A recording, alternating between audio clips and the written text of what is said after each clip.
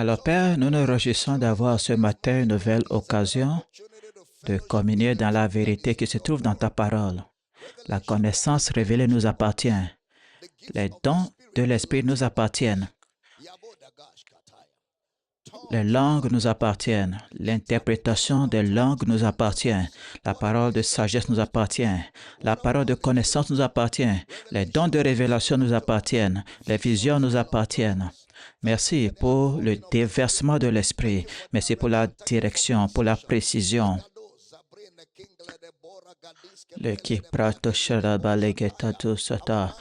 Nos pensées sont prêtes à recevoir instruction et direction ce matin. Il n'y a pas de distraction dans cette atmosphère, pas de limitation dans cet environnement. Il n'y a pas d'erreur dans cette maison. Nous nous réjouissons car alors que ta parole sort avec clarté ce matin, ton peuple est équipé, bâti, fortifié et Jésus est glorifié. Merci Seigneur pour ta parole. Au nom de Jésus, nous prions et chaque croyant Dieu puissant t'amène. Gloire.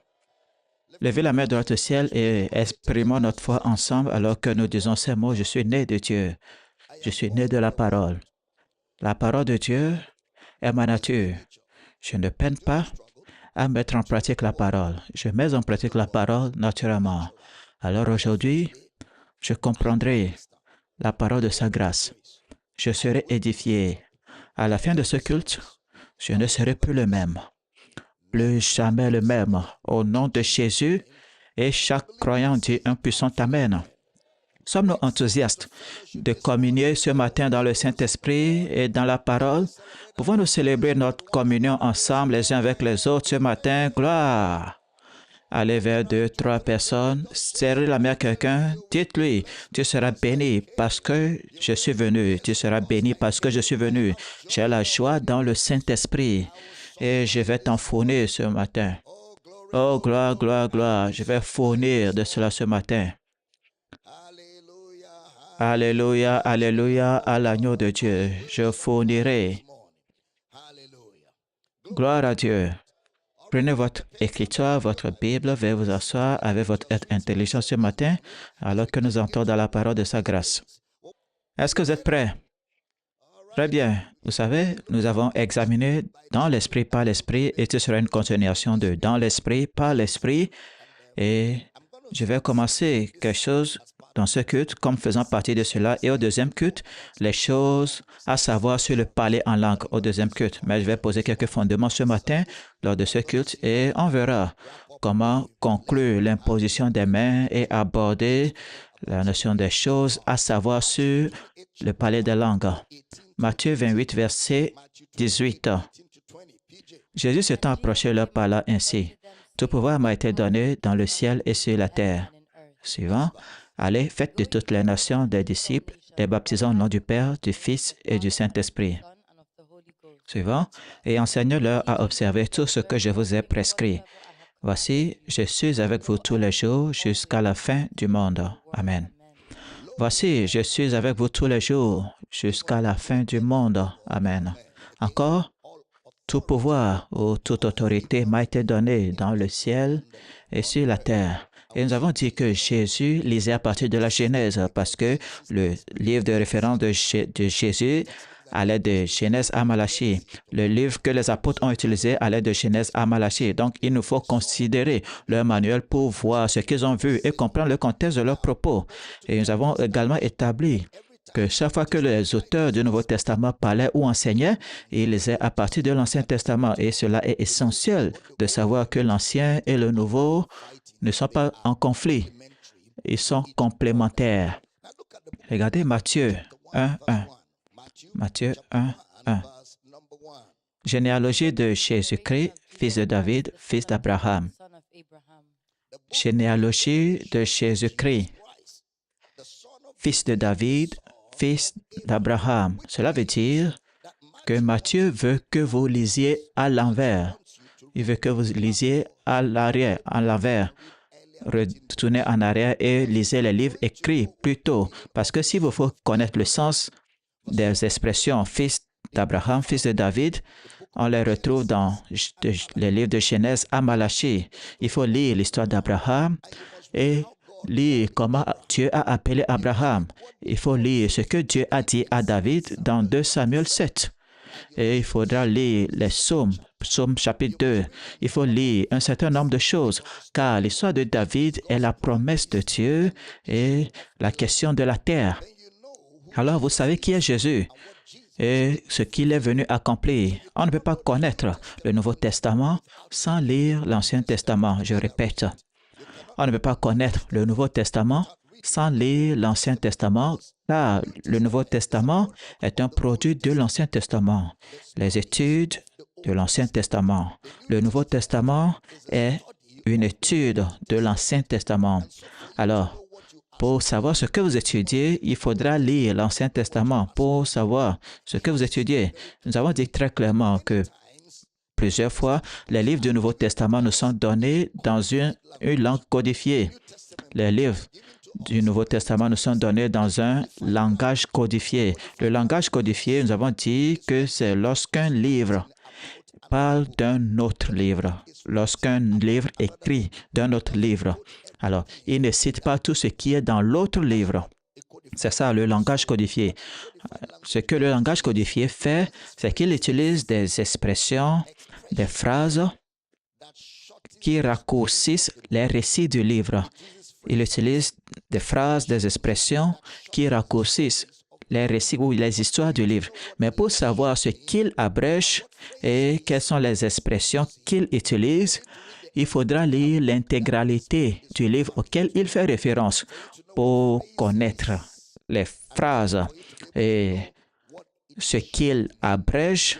Il faudra lire l'intégralité du livre auquel il fait référence. Cela veut dire donc que pour que je comprenne les temps, la terminologie, les expressions utilisées par les auteurs du Nouveau Testament pour comprendre les termes, les terminologies, les expressions utilisées par les auteurs du Nouveau Testament, je dois lire l'Ancien Testament. Maintenant, Matthieu 28, verset 18, ce que nous avons lu, où Jésus dit que tout pouvoir m'a été donné dans le ciel et sur la terre. Allez, faites de toutes les nations des disciples, enseignez-leur à observer tout ce que je vous ai prescrit. Voici, je suis avec vous tous les jours jusqu'à la fin du monde. Amen. L'expression « je suis avec vous » a de multiples significations. L'expression « je suis avec vous » possède multiples significations. Avant tout, c'est le thème de l'Ancien Testament. Je suis avec vous. C'est un thème, le thème de l'Ancien Testament. La promesse de Dieu d'être avec.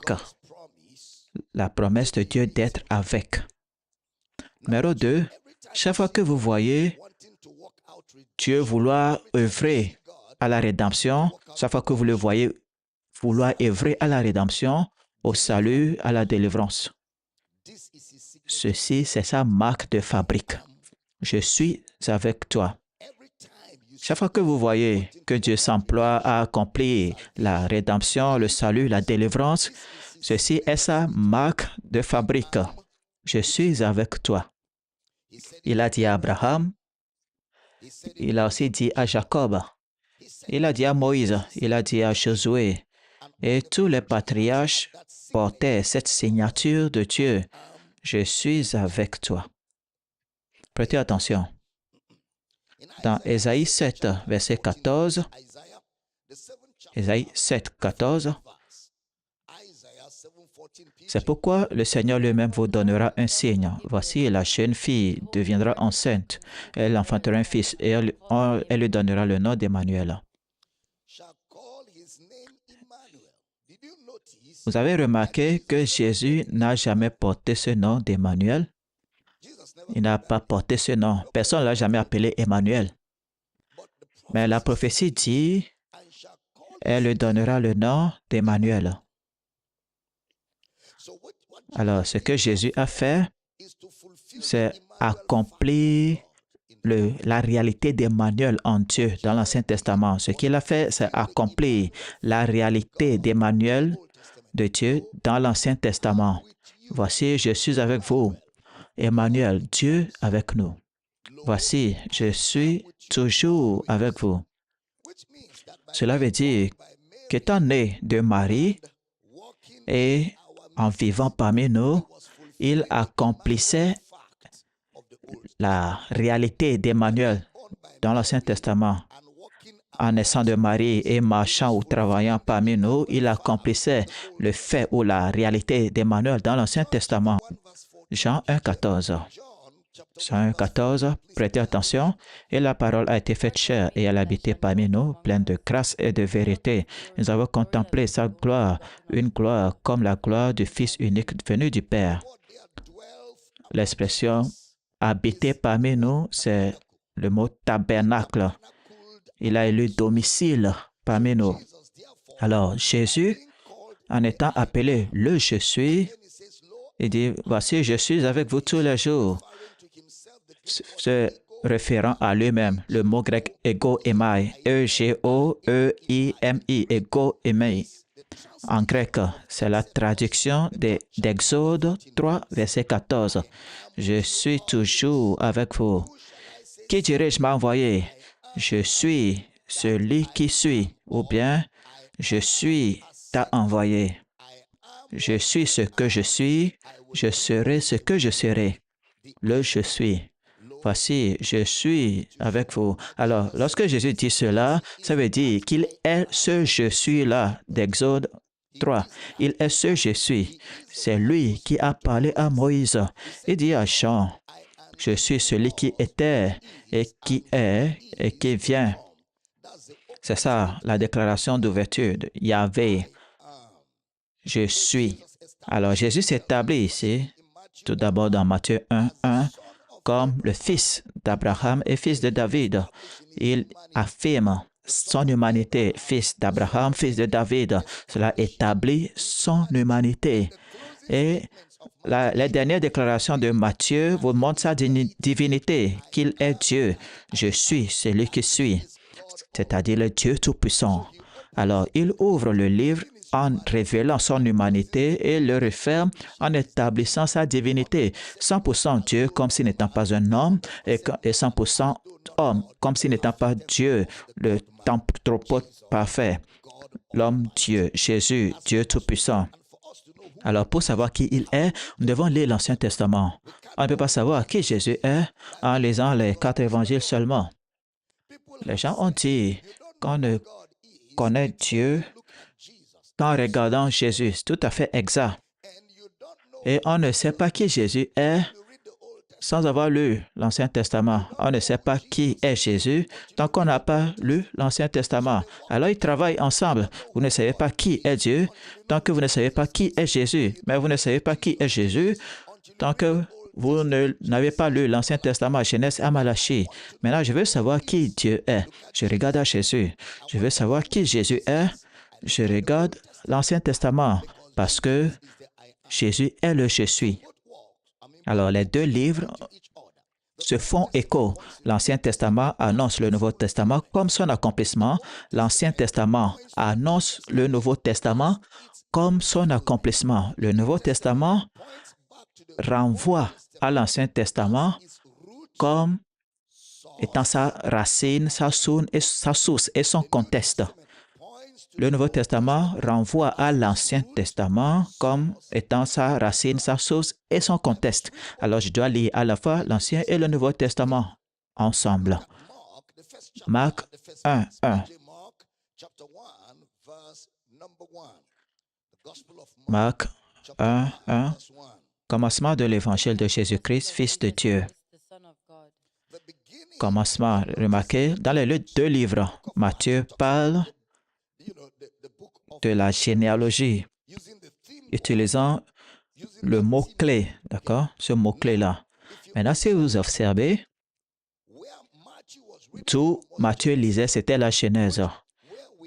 C'est là où se trouve la racine de tous les enseignements bibliques. Tous les enseignements bibliques trouvent leur origine dans la Genèse. Puis dans Marc, il dit, commencement de l'Évangile de Jésus-Christ, Fils de Dieu, utilisant le thème de la Genèse. Encore une fois, regardez Marc 1, 2 et 3. Marc 1, 2 et 3. Marc 1, 2. Selon qu'il est écrit, ce qui est écrit dans Isaïe, le prophète, voici, j'envoie devant toi mon messager qui préparera ton chemin. C'est la voix de celui qui crie dans le désert, préparez le chemin du Seigneur, aplanissez ses sentiers. Verset 4. Jean parut, baptisant dans le désert et prêchant le baptême de repentance pour la rémission des péchés. Si vous observez le verset 2, il parle des prophètes. Il parle du prophète. Et quand il parle du prophète, il fait référence à Genèse, à Malachie, l'Ancien Testament. Ensuite, il nous renvoie à Malachie 3.1, la voix de celui qui crie, préparer le chemin du Seigneur, et Isaïe 40, verset 2. C'est ce à quoi Marc fait référence. Malachie 3.1, Isaïe 42. Et Malachie et Isaïe nous renvoient à Genèse, à Exode. Vous voyez cela? Malachie et Isaïe nous renvoient à Genèse et Exode. Il faut donc continuer à lire l'Ancien Testament pour comprendre le Nouveau Testament. Dans Marc 16, verset 15, puis il a dit, allez par tout le monde et prêchez la bonne nouvelle à toute la création. 16. Celui qui croira qu'il sera baptisé sera sauvé, mais celui qui ne croira pas sera condamné. Suivant. Voici les miracles qui accompagneront ceux qui auront cru à mon nom. Ils chasseront les démons, ils parleront de nouvelles langues, ils saisiront des serpents. S'ils boivent quelque breuvage mortel, il ne leur fera point de mal. Ils imposeront les mains aux malades et les malades seront guéris. Le Seigneur, après leur avoir parlé, fut enlevé au ciel et il s'assit à la droite de Dieu. Vous avez observé, il a utilisé le mot « le Seigneur ». Le Seigneur, après leur avoir parlé. Alors, quand il fait référence à Jésus comme étant Seigneur, c'est délibéré, c'est le mot Adonai. Adonai. L'Ancien Testament, et ça fait référence au mot maître. C'est comme ça qu'il voyait Dieu, maître de l'univers, ou maître des circonstances et des situations. Marc dit donc que Jésus est le Yahvé de l'Ancien Testament. Ensuite, il dit ici qu'il s'est assis à la droite de Dieu. Il s'assit à la droite de Dieu. Ce n'est pas un lieu géographique. La droite de Dieu, c'est une manifestation physique et visible de Dieu dans l'Ancien Testament. C'est une manifestation physique et visible de Dieu dans l'Ancien Testament. C'est ça, l'expression « la droite de Dieu ». Et au verset 20 de Marc 16, « Et ils s'en allaient prêcher partout. Le Seigneur travaillait avec eux et confirmant la parole par les miracles qui l'accompagnaient. » Amen. Cela veut dire que tout comme Matthieu, Marc, voyons, ils nous font voir que Jésus est Dieu en disant qu'il travaille. Il travaillait avec eux.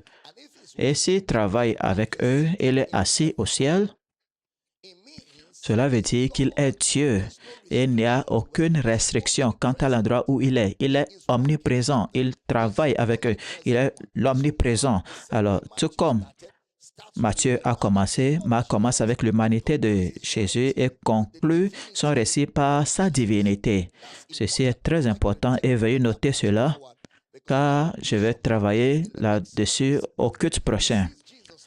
Il voit littéralement Jésus avec l'Église qui travaillait avec. Tout comme Matthieu, il dit, voici, je suis avec vous. Jésus travaille avec nous, avec. Donc, la réalité d'Emmanuel, c'est ce que nous voyons en démonstration. Je suis avec vous, prouve qu'il est Dieu Tout-Puissant. Regardez Luc 1, versets 1 à 3. Prêtez attention. Luc 1, 1 à 3. Plusieurs ayant entrepris de composer un récit des événements qui se sont accomplis parmi nous, suivant ce que nous ont transmis, ceux qui ont été des témoins oculaires dès le commencement et sont devenus des ministres de la parole, il m'a aussi semblé bon, après avoir fait des recherches exactes sur toutes ces choses depuis leur origine, de te les exposer par écrit d'une manière suivie. Excellent Théophile. Verset 2. Prêtez attention, regardez comment il dit cela. Suivant ce que nous ont transmis. Donc, Luc dit, je ne suis pas un témoin oculaire. Je n'étais pas là-bas, mais j'ai rencontré les gens qui étaient là. J'ai rencontré des gens qui ont vu Jésus, qui ont vécu toutes ces choses. Et ce sont eux qui m'ont raconté ce que j'écris.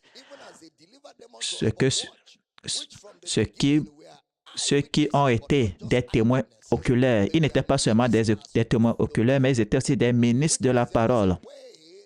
Ça veut dire qu'il y a une façon dont ils ont communiqué cela et ce n'était pas de nature journalistique.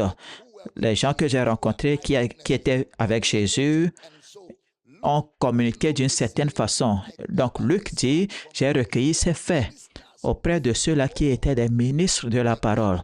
J'ai rassemblé tous ces faits que j'écris et remarquez ce qu'il n'a pas fait. Et je dois le mentionner alors que je parle. Vous savez, la vie de Jésus n'était pas cachée. C'était un fait historique.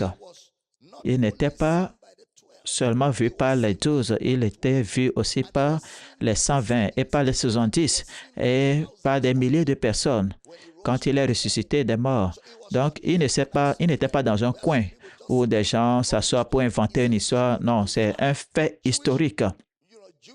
Vous savez, les philosophes juifs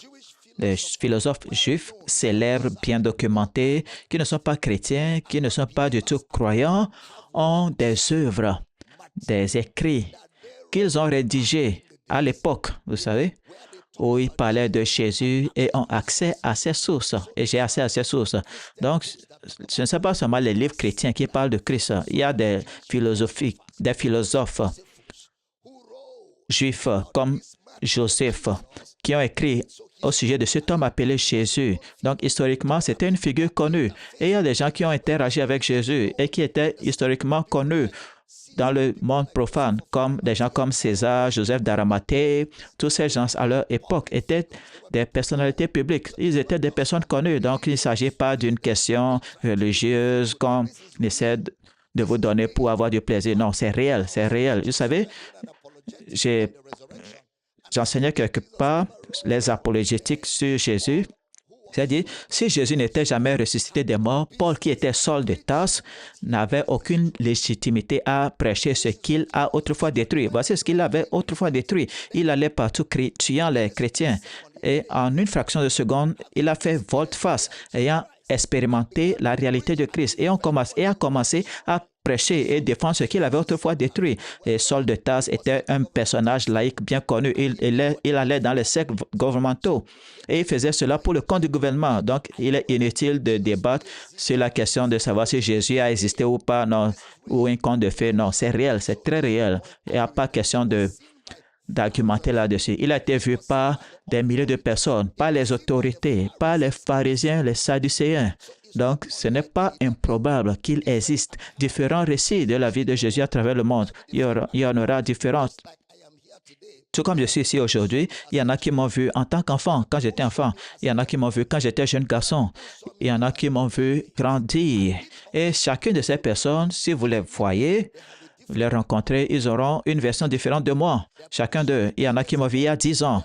Il y en a qui m'ont vu lorsque j'ai prêché l'évangile de la prospérité. Il y en a qui m'ont vu à différentes étapes de ma vie, à différents moments. Et s'ils écrivent sur moi et vous rassemblez leurs écrits, il y aura différentes versions de moi. Est-ce que je parle à quelqu'un? Alors, les différentes versions de moi ne sont pas contradictoires. Elles sont complémentaires, car c'est toutes les choses qui se sont produites de mon vivant et les choses qui continuent de se produire. Il y en a qui me voient maintenant, vous me connaissez. Dans 25 ans, il se peut que je sois à Uyo ou en Australie ou en Amérique ou en Inde en train de prêcher, faisant le travail pastoral. Et certains d'entre vous qui êtes ici aujourd'hui, vous aurez une version différente de mon histoire par rapport à ceux-là à qui je prêche à cette époque. Donc, au cours de la vie d'un homme, différents récits de sa vie peuvent être rassemblés. Est-ce que j'enseigne bien ici? Et des fois, dans le récit, la narration de la vie d'un homme, votre point de vue peut différer du mien.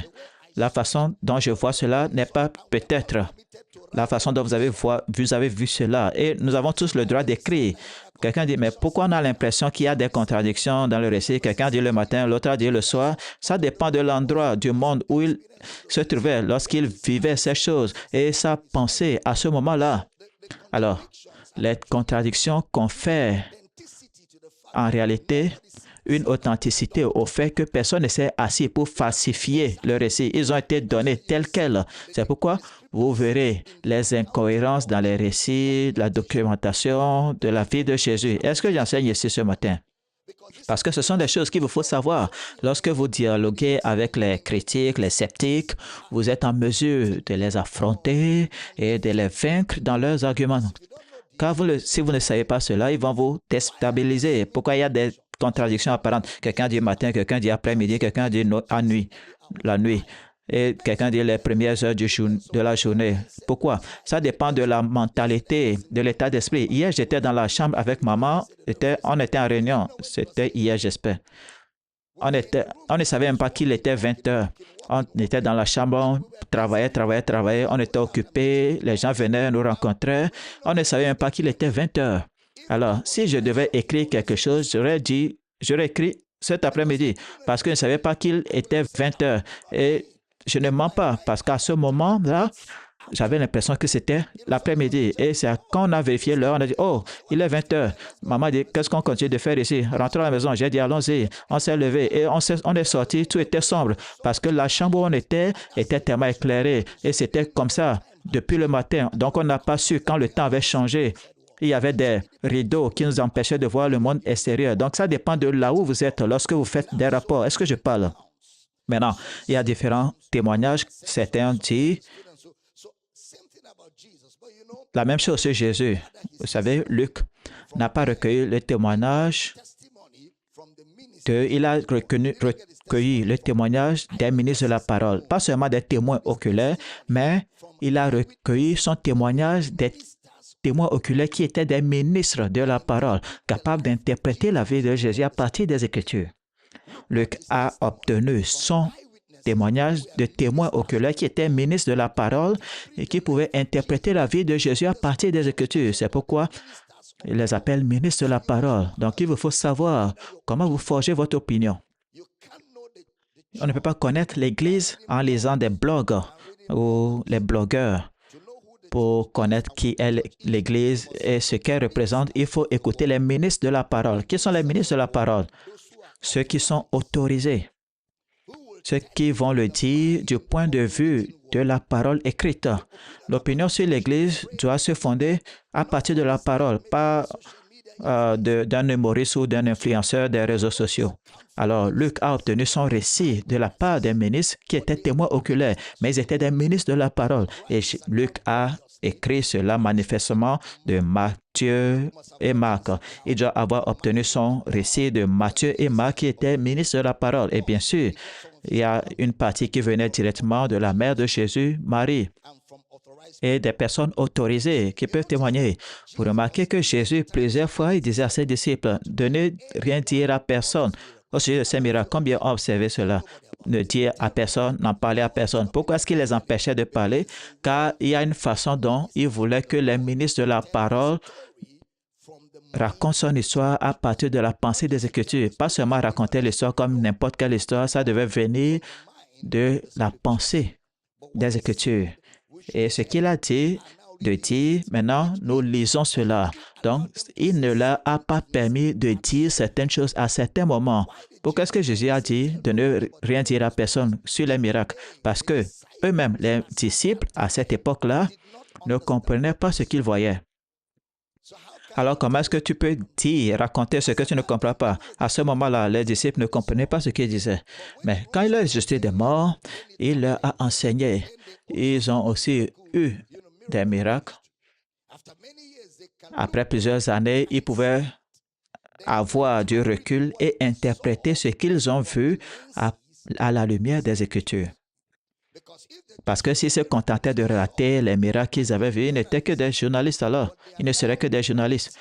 Mais maintenant, ils relatent les miracles qu'ils ont vus conformément aux Écritures. Quels sont ces miracles qui accomplissent? Qu'est-ce que ces miracles accomplissent dans le plan de Dieu? Pourquoi est-ce qu'il a fait les miracles qu'il a accomplis? Qu'est-ce que ça désignait? Alors, Luc dit qu'il a reçu son récit des ministres de la parole. Il a dit, selon ce que tu as cru, ô Théophile. Cela veut dire, ils n'ont pas seulement donné le récit de la vie de Jésus, ils l'ont présenté sous forme doctrinale. Ils ont présenté le témoignage vivant du récit de Jésus sous forme doctrinale. Ça veut dire que ce qu'ils ont rendu comme témoignage est devenu un enseignement. Ce qu'ils ont donné comme témoignage est devenu un l'enseignement. Il vous a expliqué pourquoi il a ouvert les yeux des aveugles. Il a expliqué pourquoi il a ouvert les oreilles des sourds, pourquoi les estropiés ont marché. Alors, quand il vous explique pourquoi ces choses se produisent, c'est ce que nous appelons compréhension. C'est pourquoi Luc 24, 25 intervient.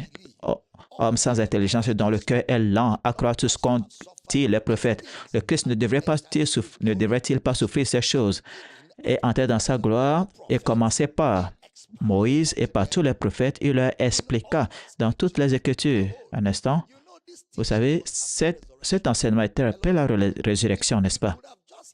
Il aurait pu ignorer Moïse et les prophètes et dire, à ma mort, voici mon expérience, voici ce que j'ai rencontré, voici ce qui se passe. Non.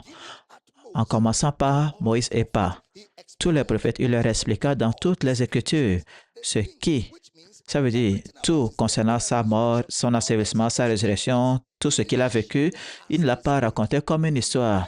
Il est allé et a rapporté cela comme enseignement des Écritures. Combien comprennent ce que je dis? Voilà comment il souhaitait que son enseignement ou son histoire soit racontée. Ça doit être raconté avec une valeur doctrinale. Maintenant, ça devient un enseignement. Et c'est sur cela qu'il a ouvert leur esprit et ils ont compris les Écritures. Comment est-ce qu'ils pouvaient comprendre les Écritures? Car maintenant, les Écritures accomplies sont arrivées à la hauteur des Écritures promises. Alors, ils ont vu l'accomplissement à la lumière de la promesse. Tout est clair. Est-ce qu'on enseigne bien ce matin? Donc, ils n'ont pas pu. Ils ont pu maintenant comprendre les Écritures et ils ont commencé à dire ce qu'il a dit. Combien ils se rendent compte que Dieu se sert des hommes? Dis à ton voisin, je suis la méthode de Dieu. Dieu va m'utiliser pour faire beaucoup de choses dans ta vie. Tu dois le reconnaître. Quelqu'un crie, reconnais. Crie, reconnais-le. Quelqu'un crie, reconnais-le. Parce que ce que tu ne reconnais pas, tu ne peux jamais en tirer profit. Dis à ton voisin, tu dois reconnaître que je suis l'instrument de Dieu dans ta vie. Si tu ne reconnais pas cela, tu ne vas pas m'honorer. Si tu ne m'honores pas, tu ne peux pas recevoir de Dieu. Si tu n'honores pas les hommes, tu ne peux pas recevoir de Dieu. Dieu ne donne rien à personne. Il donne aux gens à travers les gens. Il rend ministère aux gens à travers les gens. Alors, on a commencé à voir l'imposition des mains et nous avons dit que c'est la façon dont l'Esprit de Dieu progresse sur la terre. Par l'imposition des mains, Dieu accomplit son but, son dessein sur la terre. On a vu Abraham imposer les mains à Isaac, Isaac à Jacob, Jacob à Joseph, Joseph à Manassé. C'est comme ça que c'est fait. Et la Bible dit que lorsque Moïse a imposé les mains à Josué, l'esprit de sagesse est descendu sur Josué à partir de ce jour-là. Pourquoi? Il dit, parce que Moïse lui a imposé les mains. Pas étonnant que Paul ait dit dans Romains 1, 11, « Je désire vous voir pour vous communiquer quelques dons spirituels. Je désire vous voir pour vous communiquer quelques dons spirituels. » Pourquoi? Afin que vous soyez affermés. Il y a des choses que vous essayez de faire dans votre vie spirituelle. Il y a des choses que vous essayez de faire dans votre marche avec Dieu. Vous essayez, ça ne marche pas. Une seule imposition des mains, bam, va régler cela pour le restant de votre vie. Lorsque les mains vous sont imposées, il y a des choses spirituelles qui sont établies. Lorsque les mains vous sont imposées, il y a des choses pour lesquelles vous jeûnez, priez, ça ne marche pas. Juste une seule imposition des mains, bam, ça va se produire. C'est ça la méthode de Dieu.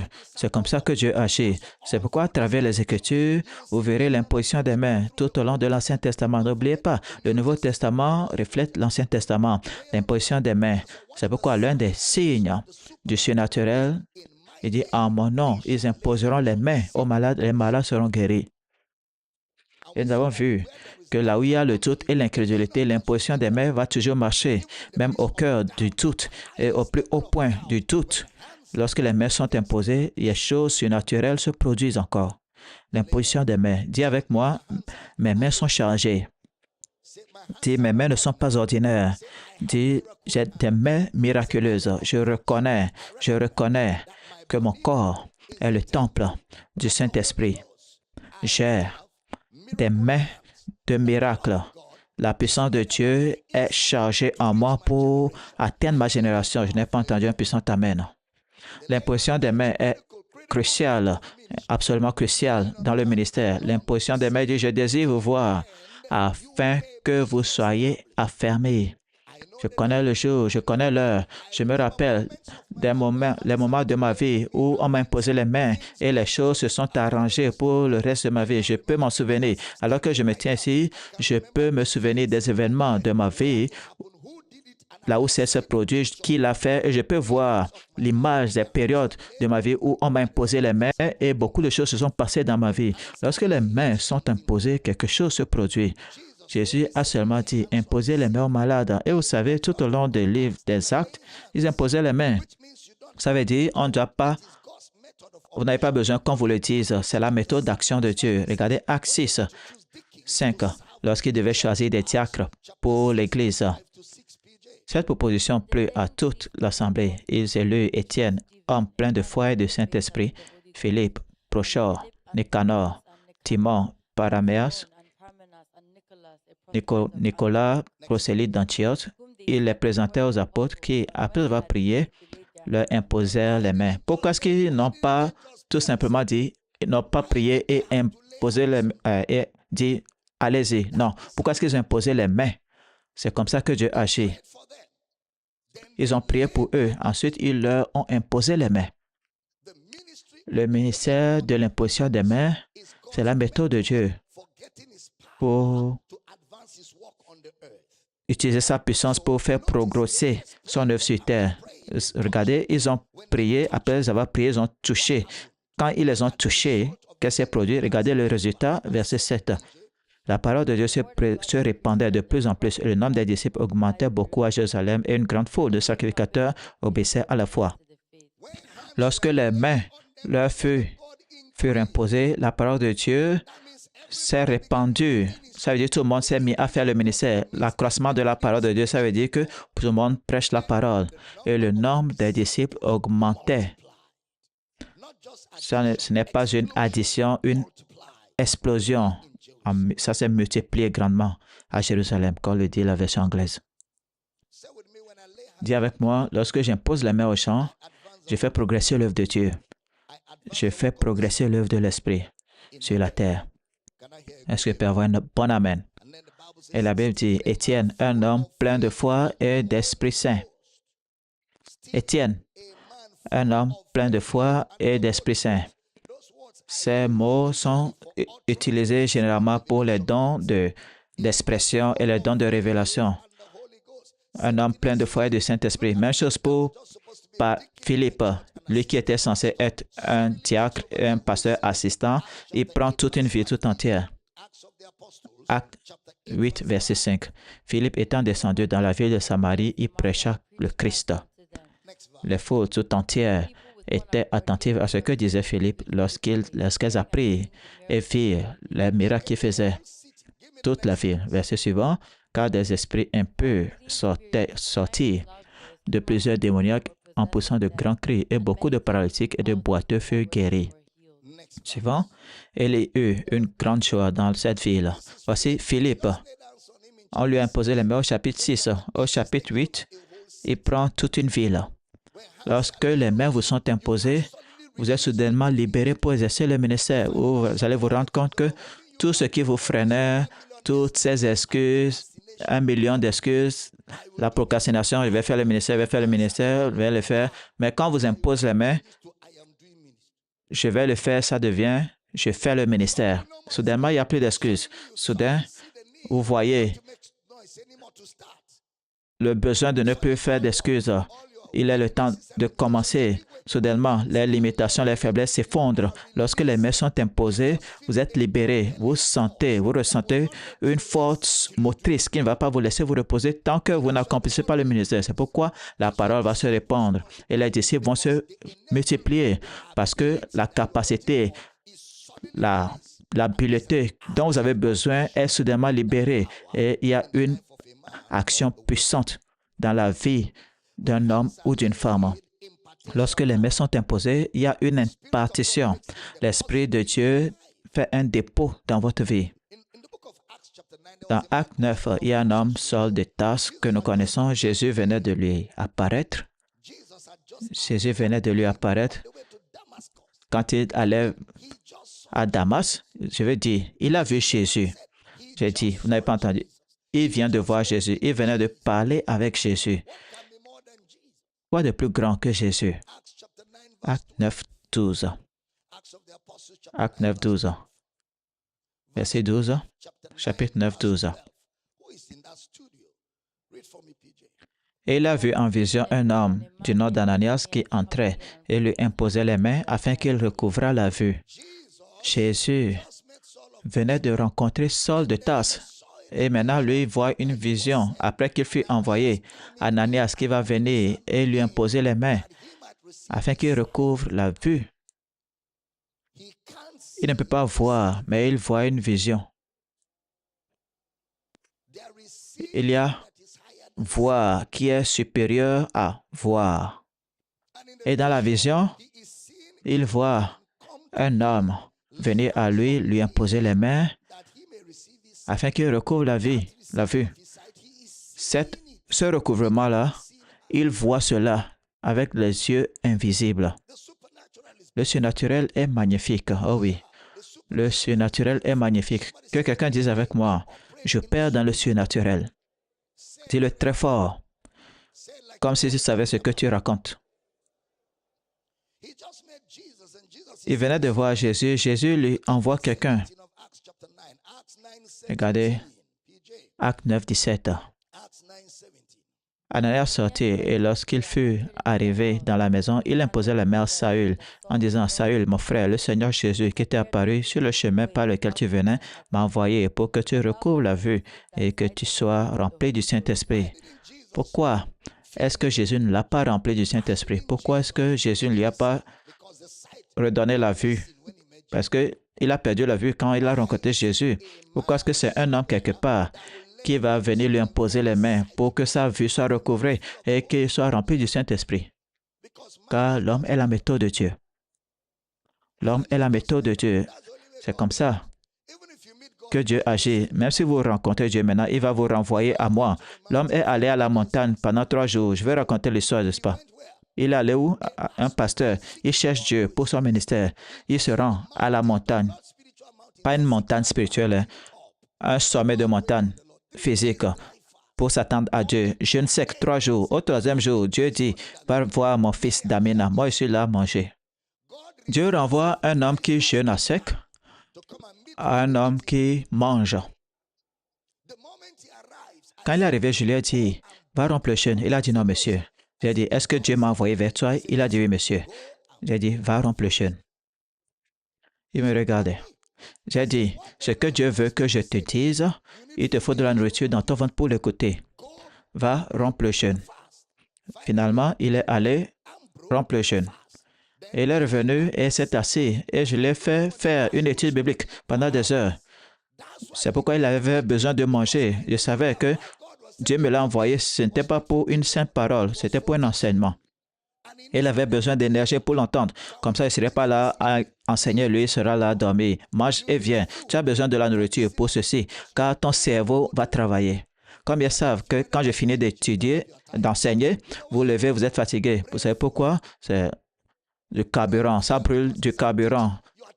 J'enseigne, vous réfléchissez, vous assimilez ce que je dis. Et quand on aura fini, vous avez dépensé de l'énergie, vous n'en êtes pas conscient. Parce que ceci, c'est intense.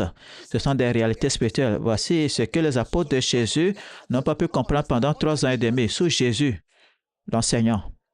Sous Jésus lui-même, ils n'ont pas pu le comprendre. Donc, ils demandent beaucoup, à la fois le Saint-Esprit, le naturel, le spirituel. Le naturel, le spirituel combiné œuvre pour vous ouvrir à ces réalités. Voici les réalités, la compréhension que vous avez. Une sorcière va vous voir, il va dire, tais-toi, tu la gifles. Tu dis, tais-toi. Et la sorcellerie va même quitter avec une gifle. Parce qu'on ne peut pas intimider un homme de lumière. Dis, j'ai entendu. Et c'est l'entrée de sa parole qui éclaire. C'est l'entrée de sa parole. C'est l'entrée de sa parole. Pour régner dans la vie et pour dominer ce monde, ce ne sera pas le surnaturel. Je dis Sakura Tabas. Cet homme avait besoin qu'on lui impose les mains. Dans Acte 2, on voit tous les exemples où le Saint-Esprit est descendu sur les gens. Les hommes étaient impliqués. Dans Acte 8, à Samarie, les hommes étaient impliqués. Acte 9, Saul de Tarse, les hommes impliqués. Dans Acte 10, chez Corneille, les hommes étaient impliqués. Acte 19, Paul à Éphèse, les hommes étaient impliqués. C'est cela la méthode de Dieu. L'homme doit toujours être impliqué dans le mouvement de Dieu sur la terre. Alors, le mouvement de Dieu est le mouvement des hommes. Lorsque les hommes se mettent en mouvement, Dieu se met en mouvement. Quand Dieu dit, je vais agir, commence à chercher quel homme. Commence à chercher par quel homme il va passer. Regardez Acte 13, verset 2. Acte 13, 2. Pendant qu'il servait le Seigneur dans le ministère et qu'il jeûnait, le Saint-Esprit dit, « Mettez-moi à part Barnabas et Paul pour l'œuvre à laquelle je les ai appelés. » Alors, après avoir jeûné et prié, il leur imposait les mains et les laissait partir. Le Saint-Esprit dit, « Les hommes, séparez-moi les hommes. » C'est ça la méthode de Dieu. Ils ont jeûné, prié. Ils leur imposèrent les mains. Parce qu'ils savent que c'est ainsi que Dieu procède. L'imposition des mains, c'est comme ça que Dieu transmet son esprit et l'œuvre de l'esprit s'accomplit sur terre par l'imposition des mains. C'est pourquoi Paul dira à Timothée, 1 Timothée 4, verset 14, « Ne néglige pas le don qui est en toi et qui t'a été donné par prophétie avec l'imposition des mains de l'assemblée des anciens, ce qui t'a été donné par prophétie avec l'imposition des mains de l'assemblée des saints. Ne néglige pas ce don. Lorsque les mains vous sont imposées, les dons, les choses sont déposées en vous. Et c'est pourquoi vous devez avoir soif que les mains vous soient imposées. Et vous aussi, vous devez imposer les mains aux gens. Vous devez imposer les mains aux gens. Dis, mes mains sont chargées. Dis, je n'ai pas des mains vides. J'ai des mains surnaturelles. Dis, ces mains ont été conçues pour bénir les gens. Elles ont été conçues pour bénir les gens. Elles ont été conçues pour bénir les gens. Pour connaître l'importance de ceci, le frère Paul répète cela dans sa deuxième lettre à Timothée. Il dit, je t'exhorte à ranimer le don que tu as reçu par l'imposition des mains. Ranime-le, le don de Dieu, ce dépôt de Dieu, ranime-le. Que quelqu'un crie avec moi, je reçois le ministère de l'imposition des mains ou l'impartition de l'esprit, ou la guérison et les miracles. Dis-le encore, je reçois le ministère de l'imposition des mains de l'esprit, pour l'impartition, pour la guérison, pour les miracles.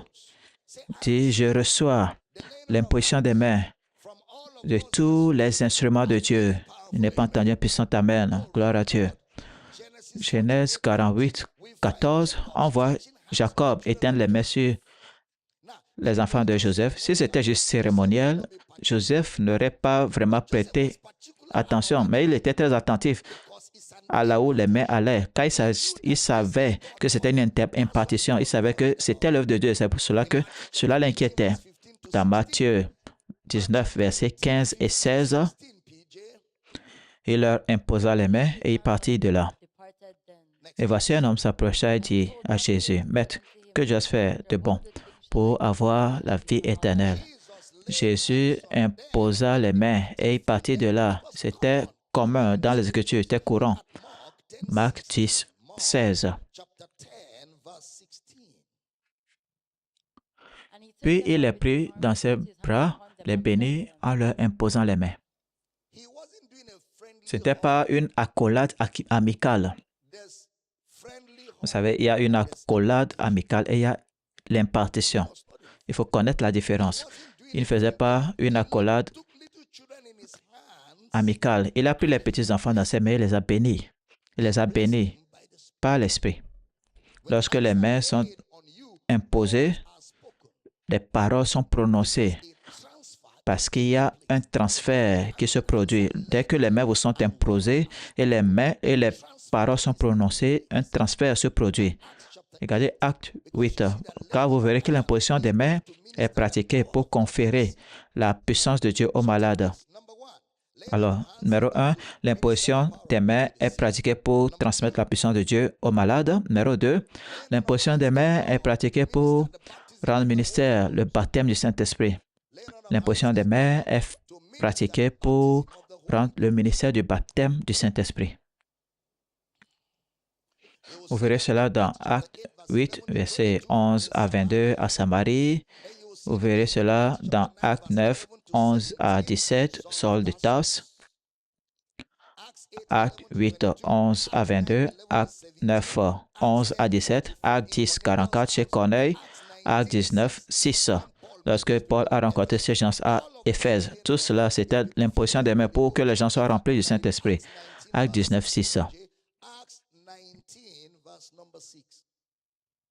Lorsque Paul leur eut imposé les mains, le Saint-Esprit vint sur eux et ils parlaient en langue et prophétisaient. Lorsque Paul leur eut imposé les mains, le Saint-Esprit vint sur eux. Pourquoi est-ce que le Saint-Esprit n'était pas descendu avant que les mains ne soient imposées? Car c'est ça la méthode de Dieu. Le Saint-Esprit est venu sur eux et ils ont prophétisé. Numéro 3, l'imposition des mains est également utilisée pour transférer des bénédictions. Des bénédictions. Je suis sûr que lorsque je viendrai dans la plénitude de la bénédiction de l'Évangile. Les mains sont imposées pour transmettre la bénédiction de l'Évangile. Les mains sont imposées pour transmettre la bénédiction de l'Évangile. Celui qui vous reçoit, me reçoit. Celui qui me reçoit, reçoit celui qui m'a envoyé. Les mains sont imposées pour transférer la bénédiction de l'Évangile.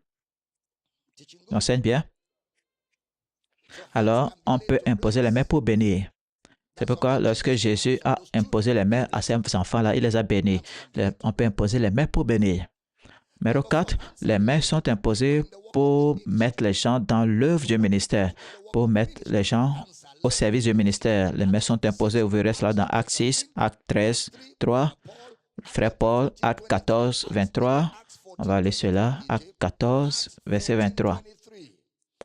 Et il fit nommer des anciens dans chaque église, et après avoir prié jeûné, il les recommandait au Seigneur en qui ils avaient cru. Ils les recommandaient au Seigneur. Ils avaient prié jeûné. Ils ont ordonné des anciens. Même s'ils n'ont pas mis l'imposition des mains explicitement ici, c'est sous-entendu, car l'ordination ne peut pas être faite sans l'imposition des mains. Ils ont nommé les anciens. Et c'est au milieu de la prière et dans le jeûne et du jeûne qu'ils les ont recommandés au Seigneur. Donc, les mains sont imposées. Donc, c'est cohérent. C'est cohérent. De par l'Écriture, tous les croyants imposent les mains et les malades sont guéris et les gens reçoivent le Saint-Esprit. Mais il y a aussi des ministères spéciaux. Par exemple, on ne peut pas imposer les mains aux gens et les mettre dans le ministère. Ça, c'est une responsabilité particulière. Tu ne peux pas aller et dire, je t'impose les mains maintenant, à partir de maintenant, entre dans le ministère. Moi, je le fais, toi, tu ne le fais pas. Toi, tu imposes les mains, tu peux imposer les mains aux malades, tu peux chasser les démons, tu peux répandre la bénédiction sur les gens. Mais quand il s'agit de désigner certaines personnes pour le ministère, c'est la responsabilité des leaders. Dieu, j'ai entendu. Donc, il faut avoir la différence. Dans Acte 13, ce n'est pas tout le monde qui a imposé les mains. Acte 13, 1. Il y avait dans l'église d'Antioche des prophètes et des docteurs. Barnabas, Siméon, vous savez tous ces noms-là, verset 2. Pendant qu'ils servaient le Seigneur dans le ministère et qu'ils jeûnaient, le Saint-Esprit dit au leadership, les prophètes et les enseignants, mettez-moi à part Barnabas et Saul pour l'œuvre à laquelle je les ai appelés. Donc, quand il s'agit du ministère, du travail spécifique du ministère, une mission à laquelle Dieu vous envoie, c'est le leadership qui distingue ces personnes. Le leadership vous impose les mains et vous envoie en mission. Dans Acte 8, 14, 15, Samarie, Acte 8, 14, les apôtres qui étaient à Jérusalem, ayant appris que la Samarie avait reçu la parole de Dieu, y envoyaient Pierre et Jean. 15, ceux-ci, arrivés chez les Samaritains, priaient pour eux pour qu'ils reçussent le Saint-Esprit. L'essai suivant, car ils n'étaient encore descendus sur aucun d'eux. Ils avaient seulement été baptisés au nom du Seigneur Jésus. Alors Pierre et Jean leur imposaient les mains et ils reçurent le Saint-Esprit. Ils leur imposaient les mains et ils ont reçu le Saint-Esprit. Les mains de qui? Les mains des apôtres. Les mains des apôtres.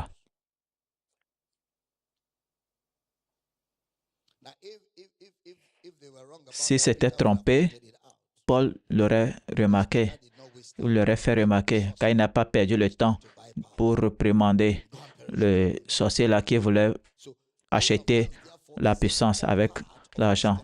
Il dit, péris avec ton argent. Donc, l'imposition des mains est une partie essentielle, centrale du culte chrétien. J'enseigne bien ce matin. 1 Timothée 5, 22. N'impose les mains à personne avec précipitation et ne participe pas au péché d'autrui. Toi-même, conserve-toi pur. N'impose pas les mains avec précipitation. Donc, c'est relatif au leadership. On ne relâche pas les gens pour aller faire le ministère à la hâte. Ça prend du temps. Ça prend du temps. Et on doit vous connaître. On doit connaître votre historique. Vous ne pouvez pas apparaître du ciel et dire, papa, il faut m'ordonner.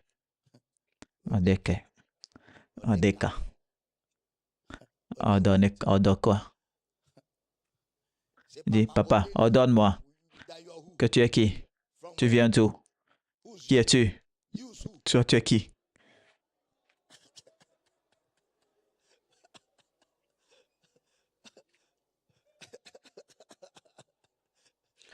Toi, tu es qui? Qui es-tu? D'où viens-tu? Il faut m'ordonner. On ordonne comme ça.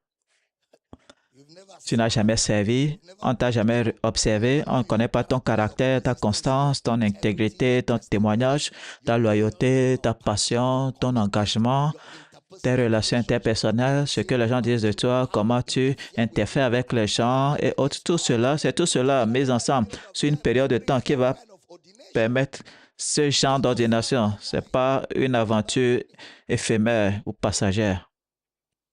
Les mains sont imposées pour mettre les gens dans le ministère. Les mains sont imposées pour guérir les malades. Les mains sont imposées pour rendre le ministère de la parole de la puissance de Dieu de manière générale. Maintenant, on va finir avec ceci. Comment recevoir le ministère par l'imposition des mains? Quand les mains me sont imposées, ce n'est pas forcé que je recevrai. Alors, comment est-ce que je peux m'assurer que je reçois lorsque les mains me sont imposées? L'honneur. Honneur, H-O-N-N-E-U-R, honneur. L'honneur recevra toujours de Dieu. Le mot honneur veut dire respect. Le mot honneur veut dire respect. Le respect est aussi démontré. L'honneur veut dire tout simplement, je te vois tel que tu es. Je te vois tel que tu es. Je te vois dans cette charge comme l'homme de Dieu. Je te vois comme la voix de Dieu. Je te vois comme un prolongement des mains de Dieu. Quand tes mains me touchent, c'est la main de Dieu qui me touche. C'est ça l'honneur. Je te vois comme l'instrument de Dieu. Tout ce que tu me diras, je n'irai pas prier à ce sujet. C'est Dieu qui me parle. C'est ça l'honneur. L'honneur veut dire considérer les instruments de Dieu comme ils sont. Ce n'est pas de l'idolâtrer. Non, vous ne nous idolâtrez pas. Vous vous maintenez dans une place d'honneur. Vous vous maintenez à une place d'honneur. Voir les croyants tels qu'ils sont ou pour ce qu'ils sont. C'est pourquoi il faut refuser d'écouter les histoires sur les gens. Ne cherchez pas les histoires sur les gens à l'église, car cela va vous bloquer par rapport aux sources des bénédictions que Dieu a. Lorsque vous avez des pensées négatives sur les gens et ils viennent vous imposer les mains, votre pensée les perçoit à l'image de ces choses négatives. Donc, refusez. Je ne m'intéresse pas aux histoires qui concernent les gens. Personne ne vient me raconter des histoires sur vous. La façon dont je vais le confronter, cette habitude-là va mourir ce jour-là. Non, non, non, non. Vous aussi, gardez votre cœur pur. Gardez votre pensée propre, afin que Dieu puisse utiliser n'importe qui dans cette église. Quand vous aurez besoin qu'on utilise quelqu'un, ne soyez pas un collectionneur d'histoires, parce que la plupart de ces histoires n'édifient pas, elles ne développent pas, elles ne font que démolir et détruire. Vous n'en avez pas besoin, vous n'en avez pas besoin. Ne soyez pas un suiveur, un colporteur. Vous restreignez, vous empêchez Dieu de vous utiliser lorsque vous êtes un porteur de nouvelles, un messager. Chaque mauvaise histoire, c'est vous qui apportez cela. Vous êtes les centres d'information ou de désinformation. C'est eux qui ont l'onction pour perdurer les histoires, faire perdurer les histoires. Ne faites pas partie de ce groupe, n'en faites pas partie. Quand vous ne serez jamais dans l'honneur, vous allez devenir un océan sale. Vous allez devenir un puits immonde, immonde. Et partout où vous déversez votre eau, ça contamine l'eau pure. Non, monsieur, gardez-vous pur. Dis, j'ai entendu. Garde ton cœur pur. Dis, j'ai entendu. Protège tes oreilles. Dis, j'ai entendu. Garde tes yeux droits. Dis, j'ai entendu. Garde-toi là où tu peux être béni. Reste là où tu peux être guéri. Là où tu peux guérir les autres, parce que tu en auras besoin dans ce monde. Ce monde est si méchant, ce monde est si méchant. Vous avez besoin de la puissance de Dieu et vous avez besoin de créer un environnement où cette puissance circule chaque fois que vous en avez besoin. Pas besoin de choses qui minent votre foi. Non, monsieur, non, monsieur. Parce que un petit mal de tête peut vous mettre KO. Donc, vous avez besoin de la puissance de Dieu. Je ne plaisante pas. Pour opérer dans le cadre de la puissance de Dieu, il faut avoir un environnement pur. Votre corps est pur, votre pensée est pure, vos pensées sont pures, tout à votre sujet est pur. Vous pensez, vous croyez au meilleur des gens, vous pensez au meilleur des gens, vous traitez les gens avec honneur et respect. Alors vous avez créé un environnement où la puissance de Dieu peut se servir de n'importe qui, par n'importe quel moyen, pour vous atteindre quand vous en avez besoin. Dieu, j'ai entendu. Vous savez, il y a des gens, on ne peut pas prier pour eux. Seul le pasteur peut le faire. Donc, vous serez loin de toute aide. Parce que le pasteur n'est pas toujours joignable. Il n'est pas omniprésent. C'est pourquoi Dieu nous a donné une famille. Dis à ton voisin, dis, tu es ma famille. Et parce que nous avons une famille dans cette maison, tout membre de la famille devient un canal de la bénédiction de Dieu. Dis, je suis un canal de la puissance de Dieu. Dis-le encore, je suis un canal de la puissance de Dieu. Dis, je suis un régulateur de la puissance de Dieu.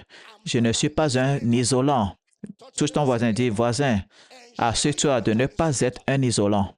Vous savez ce que c'est les isolants? Les isolants isolent la puissance. Le courant vient de 1, 2, 3. Quand ça arrive vers toi, la puissance s'arrête parce qu'il y a un isolant. Et maintenant, là, le courant va, ou la puissance va chercher à continuer, voyager, continuer. Et au moment où ça arrive, là où ça doit continuer, ça vous a dépassé parce que vous êtes l'isolant là et l'autre. Vous ressemblez à deux gouttes d'eau. Dis à ton voisin, ne sois pas un isolant. Et si tu es un isolant, ne t'assieds pas à côté de moi. J'ai besoin de conducteurs. Les Kebratosheka, des Abatayaga. Alors que je parle, vous saurez qui est le conducteur. Les Gapazatayaga. Si vous êtes assis à côté d'un isolant, vous devrez le savoir.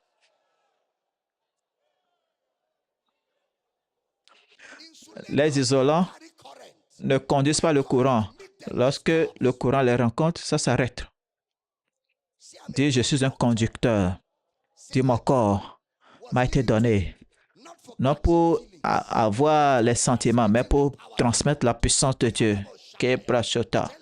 Dis à ton voisin, ton corps est le temple du Saint-Esprit. Tu es le canal de la puissance de Dieu. Je n'ai pas entendu cet amen. Dis, je refuse d'être un isolant. Chérie, tu te souviens, ces jours-là? Maman dit, parce que quand on grandissait dans le ministère, on t'impose les mains, la puissance ne coule pas, on enlève la main, on dit isolant. Ensuite, suivant, on ne perd pas de temps, on ne perd pas de temps. Isolant, mets-toi à l'écart. Quand on met la main sur toi, et ça marche, conducteur. Et après, on rassemble tous les isolants, on dit, vous êtes tous des isolants. Pourquoi est-ce que vous êtes des isolants? Parce que le courant doit circuler. La puissance n'est pas censée être piégée. Elle est censée circuler. C'est comme l'électricité. Lorsque vous piégez l'électricité, ça devient destructrice. L'énergie non régulée devient destructrice. La puissance doit être régulée et elle doit être transmise. Dis, j'ai entendu. Dis, je suis le centre de distribution de la puissance de Dieu. Je suis le centre de distribution de la puissance de Dieu.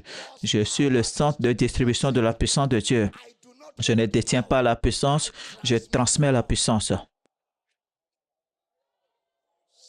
Que palo chate abrado sakapra ke katazata kaplo kate seketa likabo shrabata sota kaplaga katade deketa. Que quelqu'un crie, je conduis la puissance de Dieu, je canalise. Dis partout où je vais, je suis un porteur et un transmetteur de la puissance de Dieu.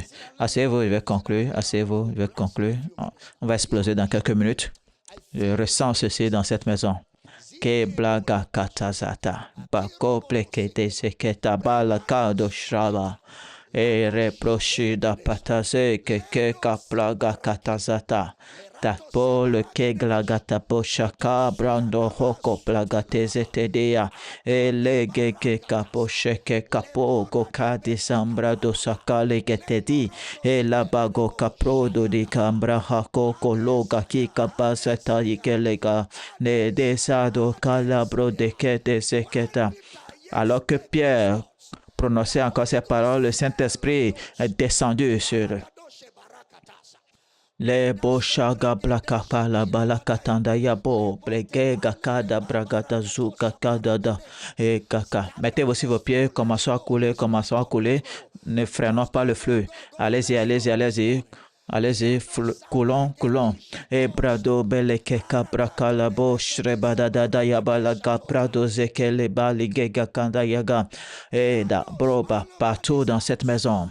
Mandia, Balia, il y a un libre cours de l'Esprit Saint. Et je déverserai, je répandrai de mon esprit sur toute chair. Vos fils, vos filles prophétiseront, vos jeunes gens auront des visions, vos vieillards auront des songes. Et Gabragatandayaba, il y a relâche des dons de révélation. Il y a les relâches des dons de révélation. Et la Bakatada, oui, oui, oui, oui. Allez-y. Plongez-vous dedans dans ce culte. Il y a relâche des dons de révélation. Et la gabalago kopragataze de brege kalabalagete de higalabadato. Il y a relâche des dons de révélation. Allez-y, coulez, coulez, coulez, coulez, coulez, coulez. O bragala caprado sheke prado sheka balagatanda yagada tayagola heke bragada dayaba baptisa. Élevez-vous plus haut et plus haut, élevez-vous plus haut, montez plus haut, plus haut, plus haut. Il y a relâche des dons de révélation dans cette maison. Et qui pataza blaga kanda baleke ibado hogo brege legetazi zandakala blago kotozege tende yege igabado zeri galagataze roba. Bora breshege lekete ki cambra gata sobre keke la gakambra hogo blekete zete e bragada e ligo katazaga le balagetende yeba bara. Oui, oui, oui, ranimez-le, ranimez-le, ranimez-le, ranimez le dépôt de Dieu dans votre esprit, ranimez-le.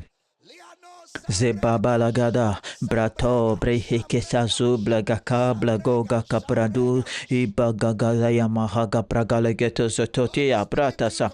Dieu vous parle concernant des choses. Alors que vous coulez, vous entendez Dieu vous dire des choses dans ce culte. Prado, Reke, Brada Zakale, Bregeregade, Yabra, Bashaka, Plago, Badi, Mamba, Hogo, Gigalaga, Brate, Deke, Kata, Aprotazeke, Imbrado, Heke, Prada, Zadi, Gala. Allez-y, allez-y, allez-y, Saint-Esprit. Zobalagenda hata. Prenez encore quelques minutes et commencez à aller dans l'esprit. O pradada bambo hoko pleshi da balagada sabrate.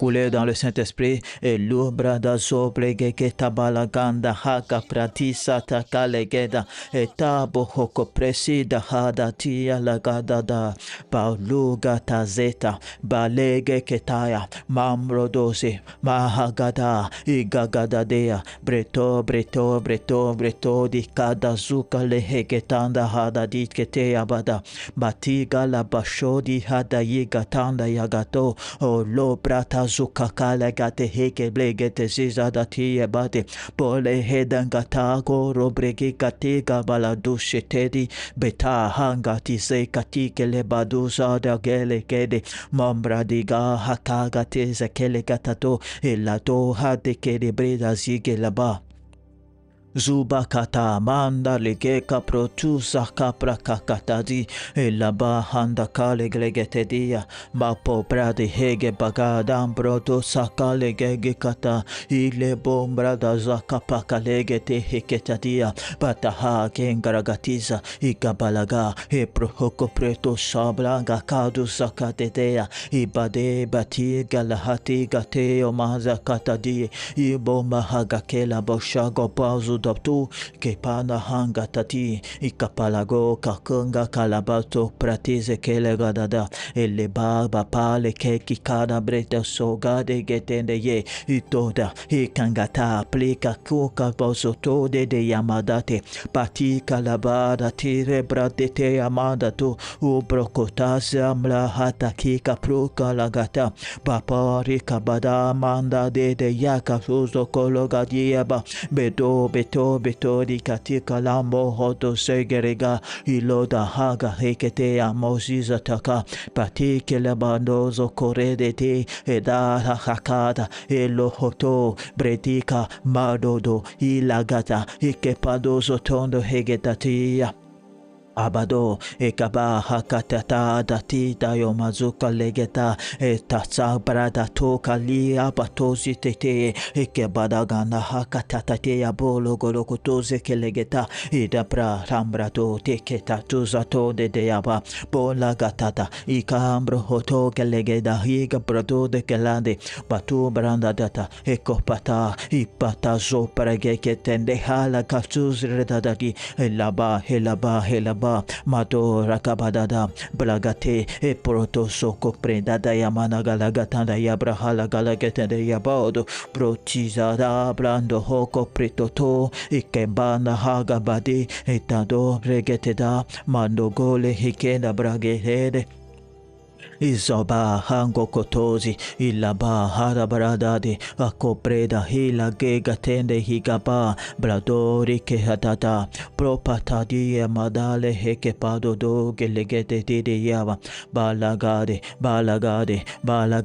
andala hagalagalagada de ya brodo do shere bragede yava ilebada apratata yamada galagetende yabo hogologota de tende yabrati la bota apracata de helega cala blaga cambra dozotode de yagate per la boschedea ato kataya blatoble hegete de hila balake no hogo tozo tonde yagate bladora ega katada mamra hagalagatanda yagalagetende yago brado dia bale hegetende yage Izobalagata bobro to shekele brada sele balege tende yaga baro doza kapale hede ya brade tende yagete hipado onda haka prezi zatanda yagale ike patoze eke prada haga prada zakele balagada de ibrodata zeke prada tende yagala haka prada de yabade odombo zakala gede de higa Galaba, la bota, embrata, gateze, tetea, macalo, do shataya, la bole, ketabra, gatele, giganda, hanga, blagenga, tato, e capatazode, la bagada, bato, brahatataya. Zebakalo da hambra teze kele brodo sizataya ella bahadaya magalagatanda ya brohodo zokale gelege dedi illegadada imbrohodo shagari gelege pregedende yegedea ella badadaya aprakalagadan la yamazakala balagetende ya boholo sizataya e prodozo hogo pregedegedea ba blagadadea andagadaya balagatanda ya broholo shara bragala getende yaba hologoto ketende yabalada baleda baleda baleda apratata yabala gatanda yabala hogole getende yabra holo zatanda yabala getende yege balega kataza legele ketenda yamanda Ibabara balagate, prosto shaka pratandinde hele blaga katanda yabardadia, bataya, bataya, aprakakata, ela kapata, erabrato zamba haka praduto de kele geteti, etamba hade zekele bredo shrabada, preto zirabrageda, elagada, ambrado kalageke de brado zekele glage gatanda yabrado. El labrato da tia balaga capado zetende yaga bala haga prede shekela bala haga lagete de yaba mambragada mahaka prakele koto sharabrade te yamazata yagete ilada akapata zetende yabala haketende yabrohodo zete blegeda yabala gada aprato zakala gene hegele getende yabalu badida ambro hodo zaka ketende yebra hada zatende yeba Isapalada, erobradada, erapakata zatanda yabala gatanda yabra heketende yabrahada zatayaba, iletea, okaprakatazo, pale, higa pale, geta mohogo prada shetetende yege, isabaladi, nekila kanda haga bloditeya batatataya, ipatazata, eleheketoya,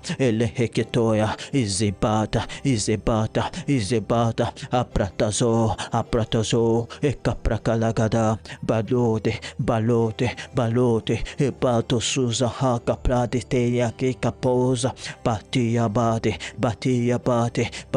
bate, ekapakalagada, ambragatazata, elabalagada nayamazakale boto shogo bligete batea.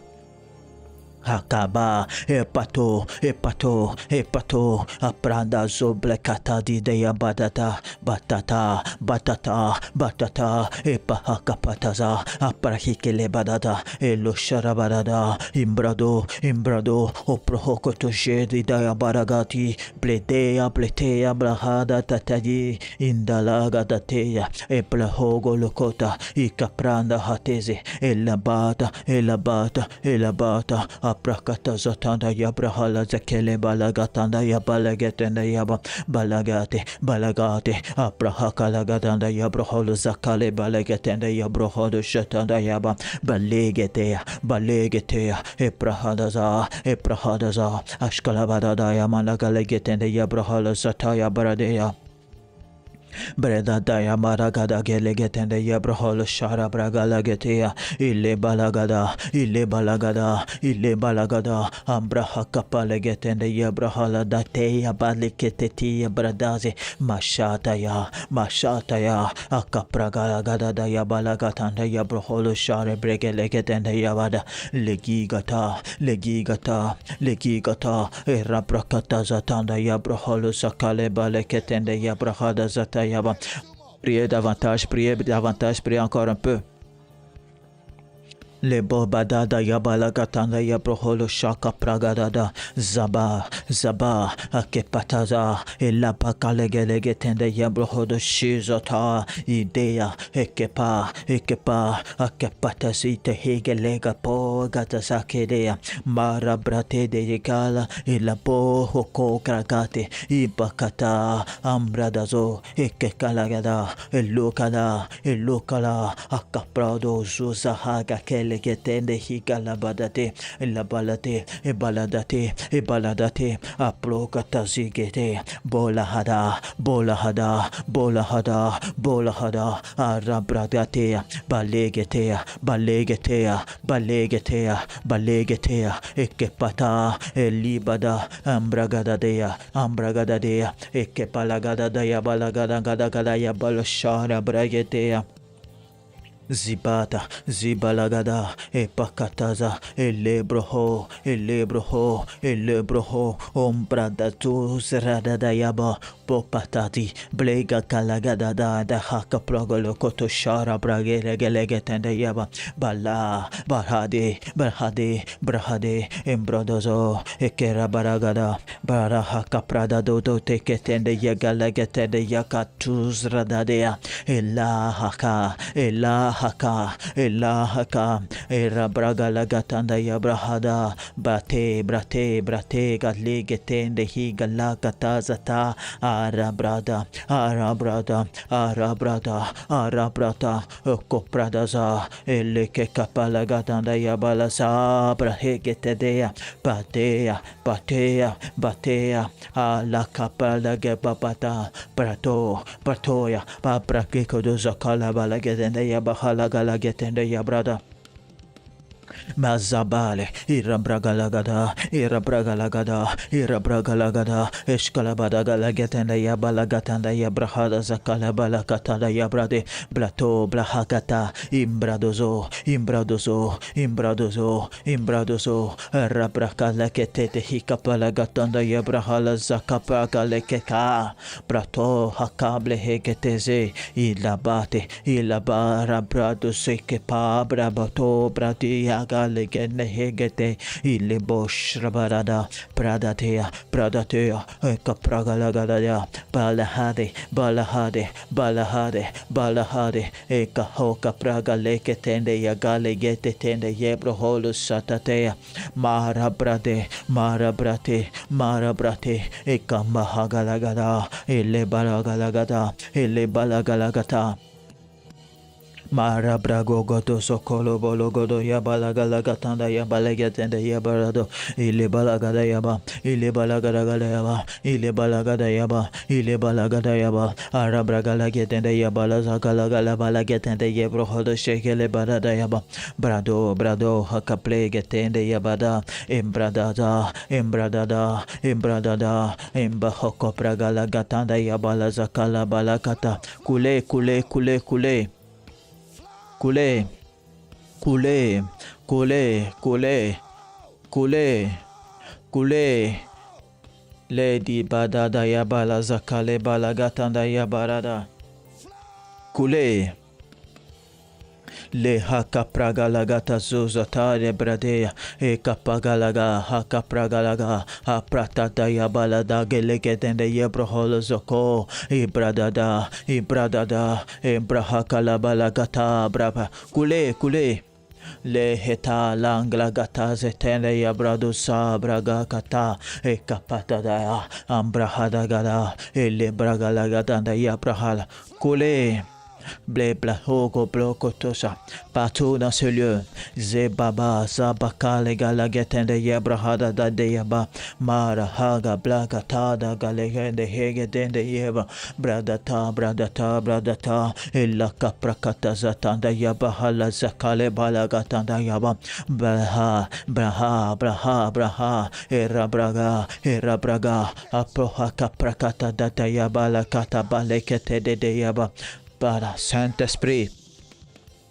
Ebo shaba babara baragedeya baradadayaba balahadaya pahapokoto zekele gegedadayaba manda haga blege tende higa laga tada yabra tadi ilebata ambra hakapakalagetende yebrahada zakalege idadayaba lahadadayaba bratado zeke brahaga kade getende yabalagate ibrado elege kata zatanda yabra hala zakale balegetende yaba bobra haga pregetende hege pregetende yega zibo bragalagatanda yaba lagetende yabra hala zatayaba bohagapa Saint-Esprit ele boba baragalagada yabala balagada yabala galagala yabala galagata yaba papada bahakita ikapada ikakada embohokoto shakara braditeya iteyaba ombrahada akaprakalagata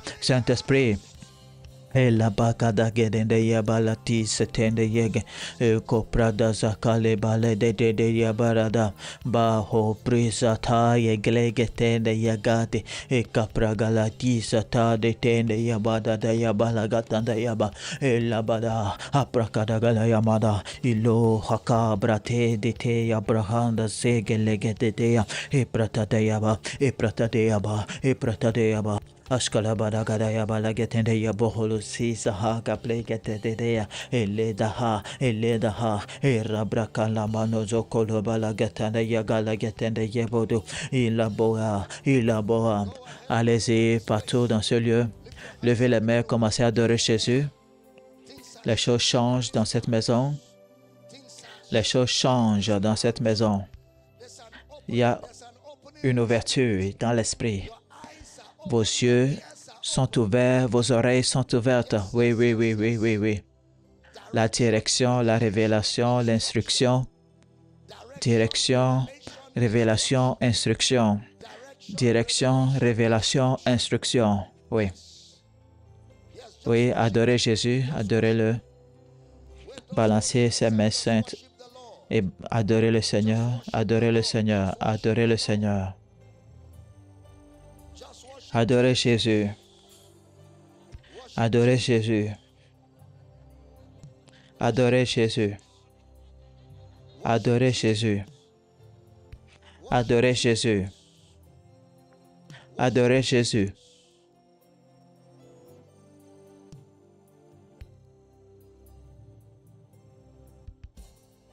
Merci Seigneur Jésus. Merci Seigneur Jésus. Merci Seigneur Jésus.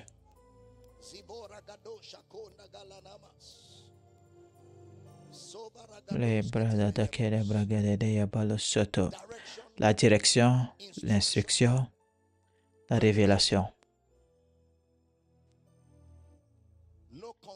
Pas de confusion, la clarté.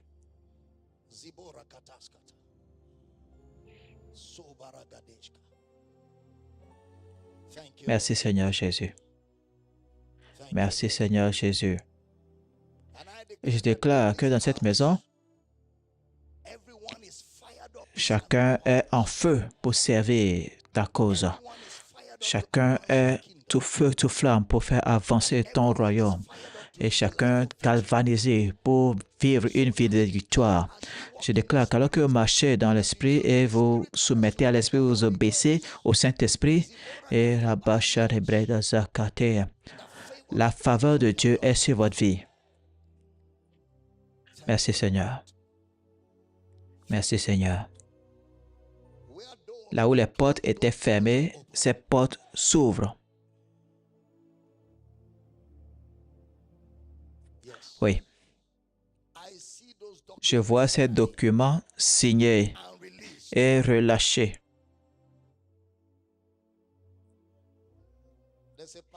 Il y a un document en particulier qui a été signé il y a 6 mois, mais quelqu'un est assis là-dessus. Cela vient d'être libéré maintenant. Merci Seigneur Jésus. Les opportunités s'offrent à vous. Merci Seigneur. Merci Seigneur. Cette semaine, je déclare des miracles dans toute votre vie. Des miracles, des miracles, des miracles. Vous percez à gauche, à droite, vous percez de tous les côtés. Au nom de Jésus, la stagnation prend fin.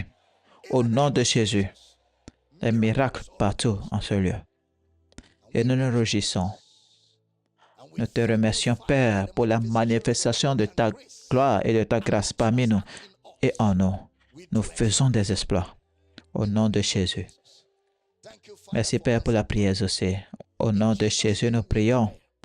Et chaque croyant dit un puissant Amen. Réjouissez-vous dans le Seigneur. Encore, je vous le dis, réjouissez-vous. Est-ce que c'est comme ça qu'on se réjouit dans cette maison? Allez-y, réjouissez-vous. Si vous voyez de bonnes choses arriver, vous pouvez voir le changement, les choses s'ouvrir. Allez-y et louez Dieu. Gloire.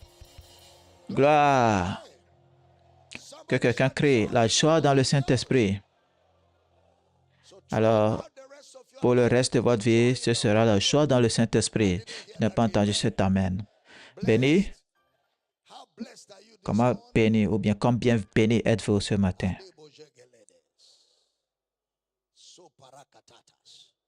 Certains d'entre vous, vous qui souffrez avec des problèmes de santé, allez faire nos tests. Ces choses ont disparu. Elles sont parties. La guérison se manifeste dans votre corps. La guérison se manifeste dans votre corps. Vous serez en meilleure santé qu'il y a 10 ans. Il y a une manifestation de la puissance de Dieu. Dis, la puissance de Dieu est à l'œuvre dans mon corps. Dis-le 3 fois. La puissance de Dieu est à l'œuvre dans mon corps. Dis-le comme si tu savais de quoi tu parles. Pour la dernière fois, dis-le. La puissance de Dieu est à l'œuvre dans mon corps. Allez-y. Et louez Dieu. Gloire, gloire, gloire, gloire. Que quelqu'un crie un puissant amen. Vous êtes bénis ce matin. Récupérez votre offrande d'honneur. Donnons et réjouissons-nous. Réjouissons-nous alors que nous apprêtons à partir. Vous avez les comptes dont les détails sont affichés à l'écran pour envoyer vos dons, vos offrandes à Power City International. Ouyo. Les comptes dans les détails sont les comptes de Power City. Nous avons commencé le partenariat pour les 12 mois à venir. Ceux qui nous ont écrit, vous aurez les emails, réponses et toutes les informations dont vous avez besoin. Pour ceux qui ont rempli des formulaires dans l'Église, on va vous donner le compte pour donner votre don unique et vos engagements mensuels. On va afficher cela à l'écran pour que vous ayez ces informations. Mais pour vous tous, c'est un honneur de servir Dieu. Avec vous tous, cette année 2026, nous allons conquérir des territoires pour la gloire de Jésus. Je n'entends pas cet amen. Prenez votre offrande, nous voulons donner et adorer Jésus. Levez-la au ciel. Père, nous nous réjouissons, car ce matin, nous avons toutes tes bénédictions, toute ta bonté, tout ton esprit, toute ta sagesse et tout de toi vit en nous. Alors nous apportons nos ressources en adoration pour t'honorer et honorer l'œuvre que tu nous as donné d'accomplir sur terre. Et alors que nous faisons avancer ton royaume, merci pour le privilège d'être compté parmi ceux-là qui œuvrent pour toi sur la terre. Je prie, vous ne manquerez jamais de ressources. Les opportunités s'offrent à vous. Les relations, la faveur comme jamais auparavant. Recevez-les au nom de Jésus. Merci Père pour la prière exaucée. Au nom de Jésus, nous prions et chaque croyant dit un puissant Amen. Nous espérons que vous avez été bénis et enrichis par cet enseignement. Likez cette vidéo, partagez-la avec tous ceux qui sont autour de vous. Commentez, abonnez-vous à cette chaîne et activez la cloche de notification pour ne pas rater nos prochaines mises en ligne. Soyez bénis, Jésus est Seigneur. Amen.